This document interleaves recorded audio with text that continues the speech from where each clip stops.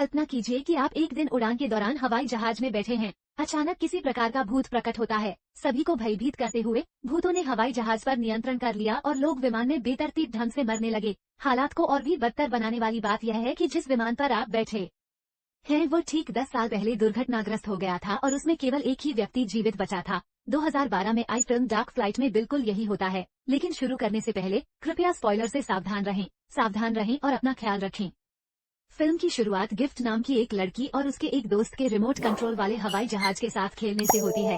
वो United kingdom में विश्वविद्यालय के प्रस्तुतिकरण के बारे में बात करता है और उससे पूछता है कि वह कब जा रही है। उसे आश्चर्य होता है जब वह कहती है कि वह नहीं जा रही है और यह बात उसे चौंका देती है। इसके बाद फिल्म में दिखाया गया है कि गिफ्ट घर लौटते समय कार में बैठी उसकी मां फेन किसी ग्राहक से फोन पर बात कर रही है। वह कहती है कि मकान बिकने के लिए तैयार है और फोन रख देती है। उसके पति जेम्स ने उससे कहा कि उसे इतनी मेहनत करना बंद कर देना चाहिए और विशेषकर आज उसका जन्मदिन है। वो उसे बताती है कि किसी को तो ये करना ही होगा और उपहार के रूप में उसे यूनाइटेड किंगडम के एक विश्वविद्यालय में प्रवेश मिल गया है। उन्हें उपहार पाने के लिए धन की आवश्यकता होगी। फिर पिता उससे पूछते हैं कि क्या वह अपनी छुट्टियों का इंतजार कर रही है, लेकिन वह ज्यादा चिंतित नहीं दिखती। वो उनसे कहती है कि उन्हें परेशान नहीं होना चाहिए था, जो उसकी मां को पसंद नहीं आता। वो बताती हैं कि इस यात्रा को संभव बनाने के लिए उन्हें कई महत्वपूर्ण नियुक्तियां निपटानी पड़ी। वो उसे बताती है कि वे फुकेट के एक रिजॉर्ट में जा रहे हैं और उसे इसके लिए आभारी होना चाहिए। वो ड्राइवर को हवाई अड्डे चलने को कहती है।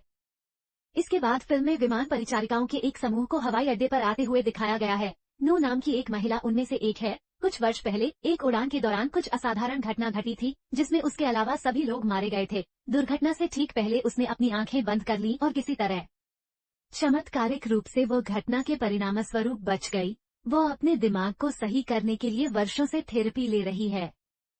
उस भयानक दुर्घटना के बाद यह उनकी पहली उड़ान होगी। यात्री टर्मिनल में अपनी उड़ान का इंतजार करते नजर आते हैं। हम एनी नाम की एक लड़की को देखते हैं जो उत्तेजक कपड़े पहने हुए है। वह देश का दौरा कर रही हैं और मूल रूप से हांगकांग की हैं। वह साधु के बगल में बैठती है, लेकिन साधु स्पष्ट रूप से असहज दिखता है। वह खड़ा होकर दूसरी सीट पर चला जाता है।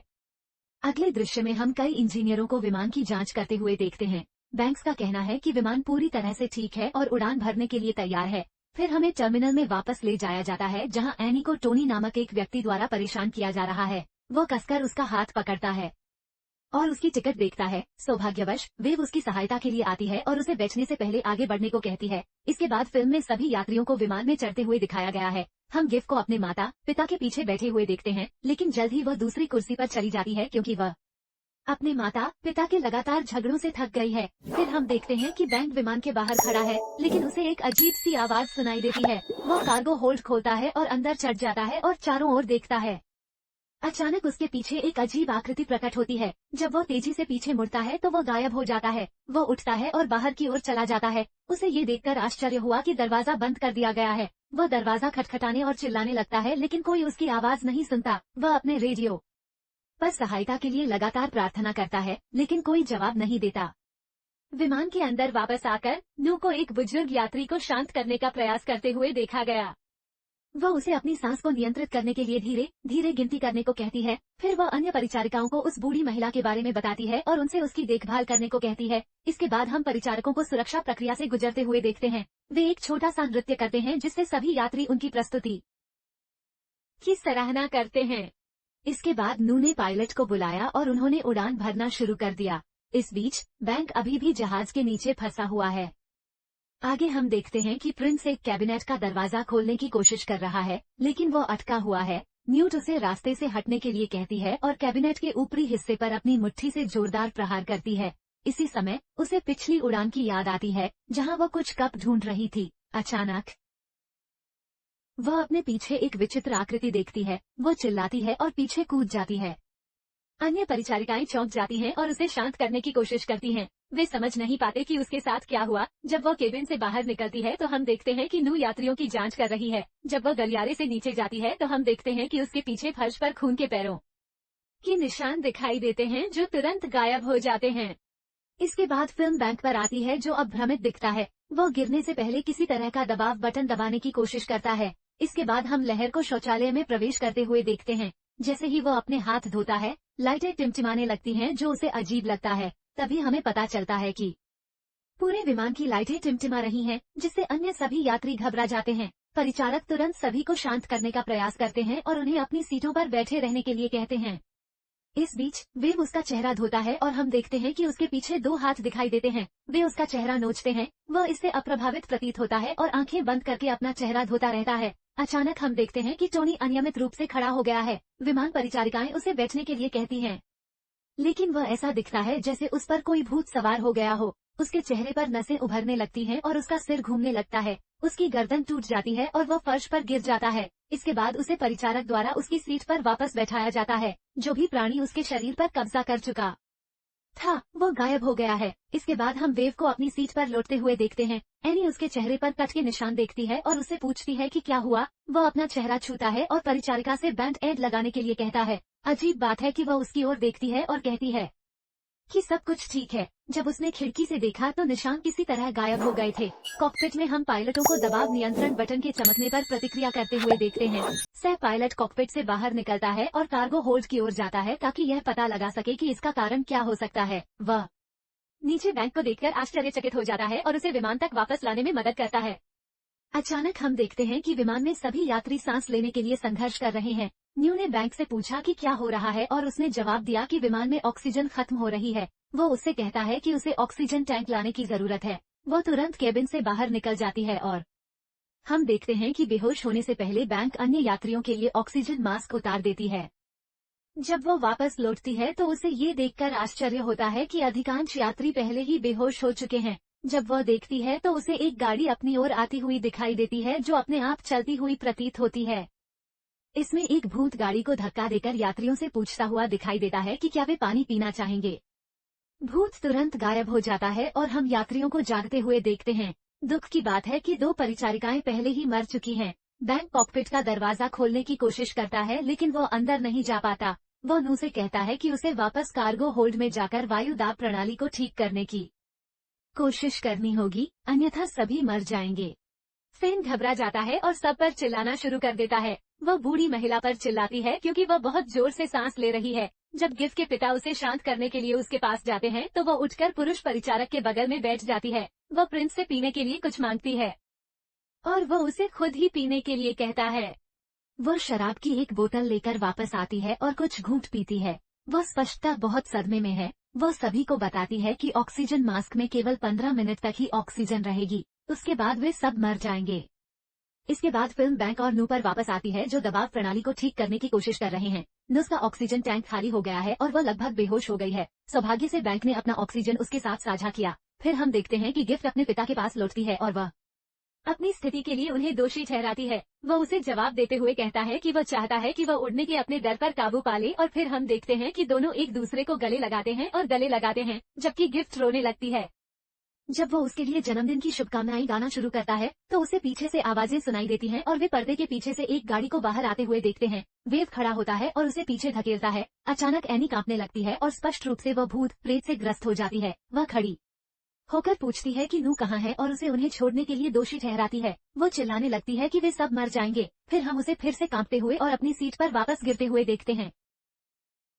ऐसा लगता है मानो भूत उसके शरीर से निकल गया हो। विमान में स्थिति और खराब हो जाती है और हम अन्य यात्रियों को बेहोश होते हुए देखते हैं।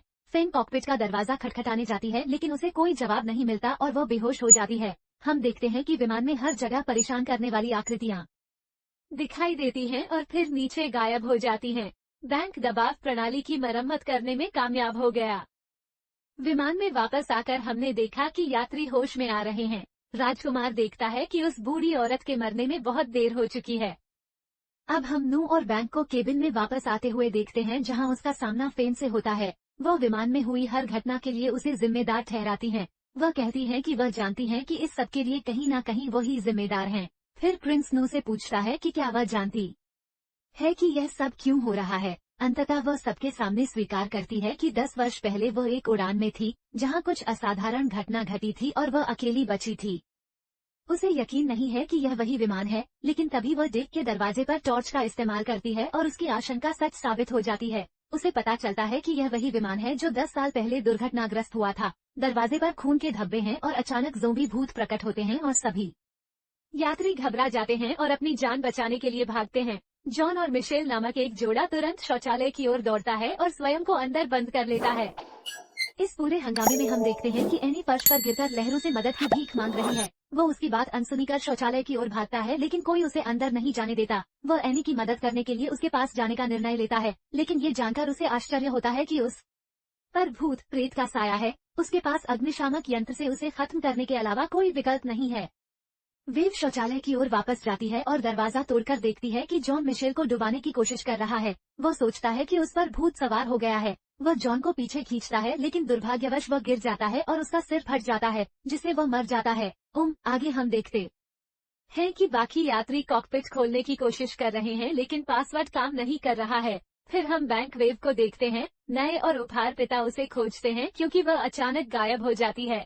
वे कार्गो होल्ड की ओर बढ़ते हैं जहां नया माल खराब हो गया है। वह रोती है और सभी को बताती है कि वह केवल इसलिए बच गई क्योंकि उसने अपनी आंखें बंद रखी और किसी की मदद नहीं की। ये बात आज भी उसे परेशान करती है। दृश्य वापस केबिन में आता है और हम देखते हैं कि फेन भिक्षु और मिशेल को मारने के लिए पुश गार्ड का उपयोग करती है क्योंकि उसे लगता था कि वे भूत हैं। कार्गो क्षेत्र में वापस आकर हम 3 भूतों को बैंक, वेव, नू और उपहार पिताजी की ओर चलते हुए देखते हैं। उन्होंने अपनी आंखें बंद करने का निर्णय लिया, जैसा कि उन्होंने बताया था। वेव इतना डर गया है कि वह अपनी आंखें बंद नहीं कर पा रहा है। पागलपन के एक क्षण में वह राजकुमार की ओर कुल्हाड़ी फेंकता है। जैसे ही वह माल पकड़ने वाले स्थान में प्रवेश करता है, उसे भूत समझकर उसे मार डालता है। वे सभी ऊपर केबिन में लौटने का निर्णय लेते हैं और फेन वेव को भूत समझकर मार देता है। फेन भ्रमित हो गई है और वह लगभग गिफ्ट को मार डालती है जो अलमारी में छिपा हुआ है। गिफ्ट जल्दी से अपने पिता के पास भागती है क्योंकि उसकी मां पागलों की तरह व्यवहार कर रही है। वह अपने रास्ते में आने वाले किसी भी व्यक्ति को मार डालना चाहती है। वह अपने पति पर हमला करने के लिए कुल्हाड़ी लेती है। बैंक उसे बेहोश कर देता है और वे उसे एक कुर्सी से बांध देते हैं।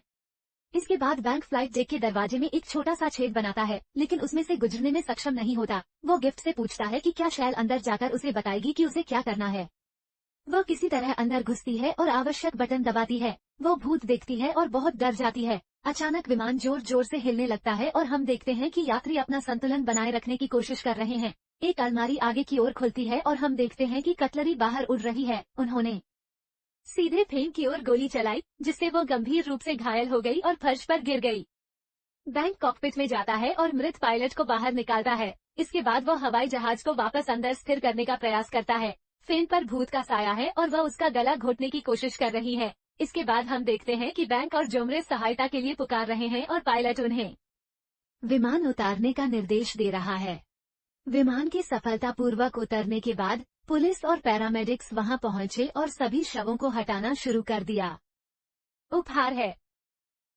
बैंक से पूछते हुए देखा गया कि नू के साथ क्या हुआ, तो उसने बताया कि उसकी आत्मा अभी भी विमान में फंसी हुई है और वो फेन के साथ मर गई। ये सब इसलिए हुआ क्योंकि 10 साल पहले जब आत्माओं ने विमान पर कब्जा कर लिया था, तब उसने अन्य यात्रियों की मदद नहीं की थी। इसके बाद फिल्म में उसी विमान को दिखाया जाता है जिसे दोबारा रंगकर इस्तेमाल किया जाना है और स्क्रीन के अंदर नई आत्मा दिखाई देती है। काले रंग में कट जाता है और फिल्म वहीं समाप्त हो जाती है। यदि आप लोग वीडियो में इतनी दूर तक आ गए हैं तो आप लोग बहुत बढ़िया हैं। यदि आप ऐसी और अधिक मूवी रिकैप देखना चाहते हैं तो हमारे मूवी परिवार का हिस्सा बनने के लिए सदस्यता बटन दबाएं।